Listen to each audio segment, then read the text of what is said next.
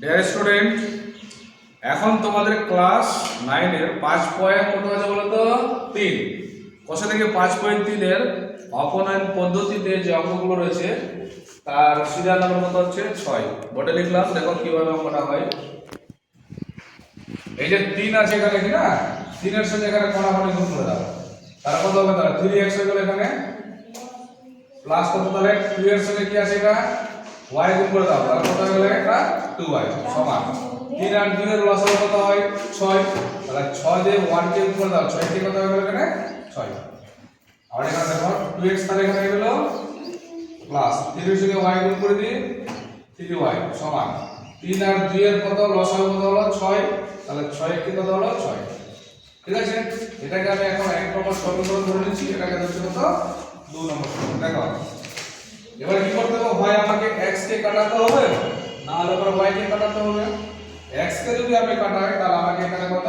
এই যে 2 আছে না, এটা দিয়ে এখানে গুণ করতে হবে, আর এই জায়গাতে 3 আছে না, এই জায়গা দিয়ে গুণ করতে হবে। তাহলে দেখো 2 দিয়ে করে 2 3 কত হয়ে গেল এখানে? 6। x হয়ে গেল প্লাস 2 3 কত হয়ে গেল এখানে? 4। তারপর কত হলো? y সমান 6 দুই কত হয়ে গেল এখানে? 12 হয়ে গেল। আবার দেখো 3 দিয়ে করি, 3 দুই কত হলো? 6x হলো প্লাস 3 দুই কত হয়ে গেল? 9। y সমান 6 3 কত হয়ে গেল এখানে? 18 হয়ে গেল। এবার দেখো দুটো এখানে কি হচ্ছে? প্লাস হচ্ছে, সাইন চেঞ্জ করতে হবে। প্লাস থাকলে কি করে দেব? এখানে মাইনাস, আবার প্লাস এর থেকে মাইনাস, আবার কিছু না আমরা এখানে প্লাস ধরে দিতে হবে। একটা প্লাস একটা মাইনাস কেটে দিলাম। এখন দেখো এখানে কত আছে? 9টা y আছে আর এখানে 4টা y, তাহলে বড় কোনটা হলো? 9।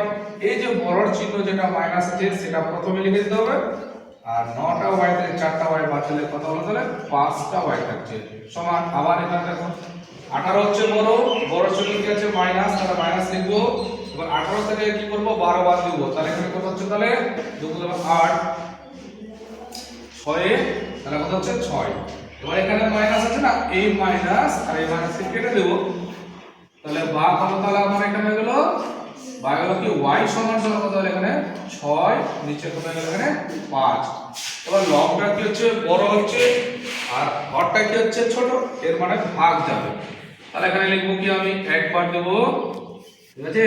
তাহলে 5 কে 5, নিচে নামলো কত? আমার 1। 1 পূর্ণ 1 এর তাহলে কি হলো? 5। 1 পূর্ণ 1 এর 5, এটা হচ্ছে y এর মান।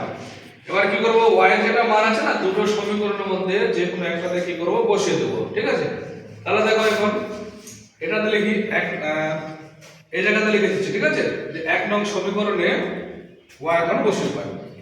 তাহলে দেখো 1 নং সমীকরণ এটাকে ধরেছি আমি, তাহলে 1 নং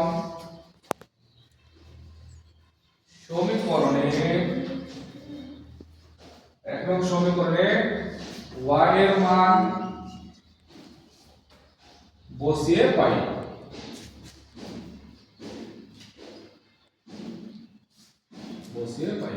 তাহলে 1 নম্বর সমীকরণ কাকে ধরেছি বলো তো? এই জায়গাটাতে দেখো এখানে, তাহলে আমি লিখলাম এখানে কত? 3x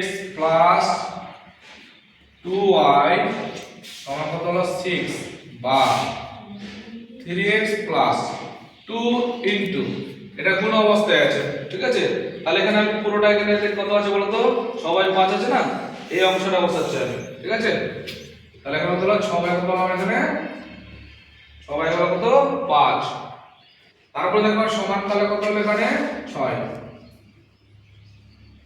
বা কত হলো? 3x প্লাস, এখন গুণ করি। ঠিক আছে, 6 দুই কত হলো? 12, তাহলে 12 বাই কত হলো এখানে? 5 সমান কত হলো? 6।